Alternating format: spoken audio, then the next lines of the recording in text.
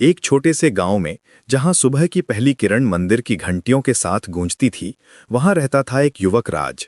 उसकी जिंदगी में कुछ अधूरापन था, कुछ ऐसी खोज जो उसे रात दिन बेचैन रखती थी। एक दिन अपनी दादी माँ के पुराने संदूक में उसे मिली एक धूल भरी किताब, साईं बाबा के मंत्रों का संग्रह। जैसे ही उसने पहला पन्ना खोला, उसकी आंखों के सामने एक अद्भुत संसार खुल गया। पहले मंत्र की शुरुआत ही कुछ ऐसी थी जो उसके दिल को छू गई। राजाधिराज योगीराज परब्रह्म साईं बाबा मंत्र। ये शब्द सिर्फ अक्षर नहीं थे, बल्कि एक डिवाइन एनर्जी का प्रवाह था। राज को लगा जैसे ये मंत्र उसे किसी और ही दुनिया में ले जा रहा है, जहां शांति और आनंद का वास है। उसने महसूस किया कि ये मंत्र सिर्फ वर्ड्स नहीं है, बल्कि एक स्पिरिचुअल ब्रिज है जो हमें साईं बाबा के डिवाइन प्रेजेंस से जोड़ता है। फिर उसकी नजर पड़ी उस कॉम्प्रिहेंसिव मंत्र पर जो किताब के मुख्य भाग में लिखा था। अनंत कोटि मंड नमयक रमज मधिरम रमज योगी रमज परब्रह्म ओम सच्चिदानंद सद्गुरु समय नमथ महामरमज धकनय।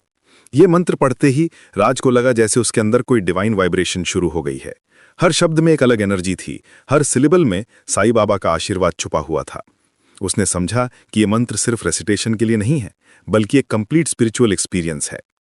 लेकिन सबसे ज्यादा प्रभावित राज हुआ उस सिंपल येट पावरफुल चैंट से, ओम साई नमो नमः।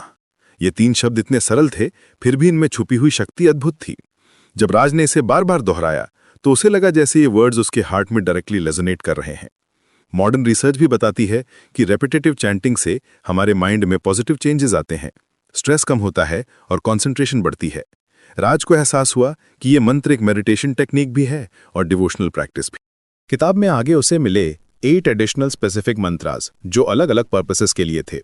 ओम समय नमो नमः, ओम समय नमो नमः, जय जय समय नमो नमः, सद्गुरु समय नमो नमः। ये मंत्रा उसे लगा जैसे एक म्यूजिकल कॉम्पोजिशन है जहां हर लाइन एक अलग नोट बजा रही है। फिर था ओम धिडी वम समय धवद महे सचच्च दमनन ममय मध तन्नो समयीम चोदयतमत। एक गायत्री स्टाइल का मंत्रा जो स्पेसिफिकली साईं बाबा के लिए कंपोज किया गया था। राज ने देखा कि हर मंत्र का अपना एक यूनिक पर्पस था। ओम समयम गुरुवमय नमः गुरु के रूप में साईं बाबा को समर्पित था। ओम धिडी देवमय नमः उन्हें डिवाइन फॉर्म में देखता था, और ओम सवदेवमय पमय नमः उन्हें सभी देवताओं का रूप मानता था। ये डाइवर्सिटी राज को फैसिनेटिंग लगी। कैसे एक ही डिवाइन एनर्जी को अलग अलग एस्पेक्ट्स में एक्सपीरियंस किया जा सकता है।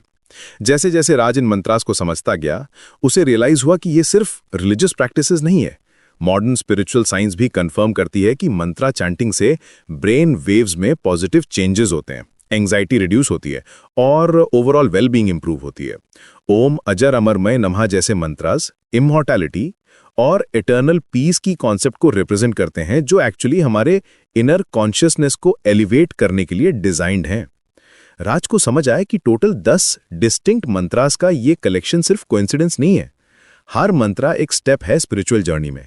ओम सवज्ञमयी सवदेव तंपा अवतरम से शुरू होकर ओम समयीम देवमय नमः तक, ये सभी मंत्रास मिलकर एक कंप्लीट स्पिरिचुअल फ्रेमवर्क बनाते हैं।